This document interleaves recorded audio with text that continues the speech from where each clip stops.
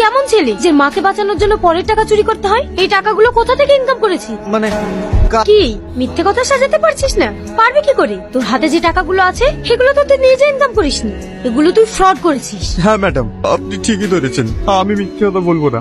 কিন্তু বিশেষ করে ম্যাডাম, এই টাকাগুলো আমার খুব প্রয়োজন। এই টাকাগুলো না পেলে আমার মায়ের অপারেশন হবে না। এইসব মিথ্যা কথা না আমাদের সামনে বলিস না। না ম্যাডাম, আমি মিথ্যা কথা বলছি না। আপনি আমার সঙ্গে হসপিটালে চলুন, আপনি গেলে বুঝতে পারবেন। ঠিক আছে চ হসপিটালে, আমিও দেখি তুই কোন মায়ের চিকিৎসা করবি। বাবু, তোর সাথে পুলিশ কেনে? আমার ছেলে কি কোনো অন্যায় করেছে? না না আন্টি, আপনি কোনো চিন্তা করবেন না, আমি আপনার ছেলেকে ধরতে আসিনি, আমি আপনার ছেলের বন্ধু, তাই আপনাকে দেখতে এসেছি। এখন কেমন আছেন আন্টি? হ্যাঁ মা, ভালো আছি। বাবু, তুই অতগুলো টাকা জোগাড় করতে পেরেছি?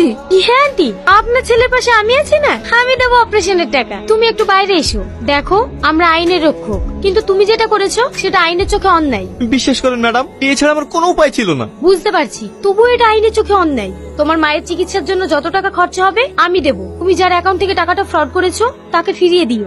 আপনি আমার অনেক বড় উপকার করলেন, আপনাকে অনেক অনেক ধন্যবাদ। যদি কোনো টাকার প্রয়োজন হয় করে আমাকে বলবে।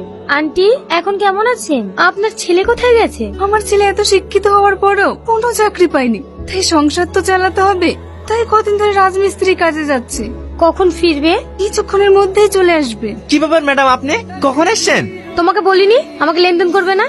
আমি তুমিতেই বেশি খুশি। তুমি এত শিক্ষিত হয়েও রাজমিস্ত্রির কাজ করছো কেন? কাল থেকে তোমাকে রাজমিস্ত্রি কাজ করতে হবে না, কাল তুমি আমাদের বাড়ি যাবে, তোমাকে একটা ভালো কাজ দেখিয়ে দেবো। ঠিক আছে।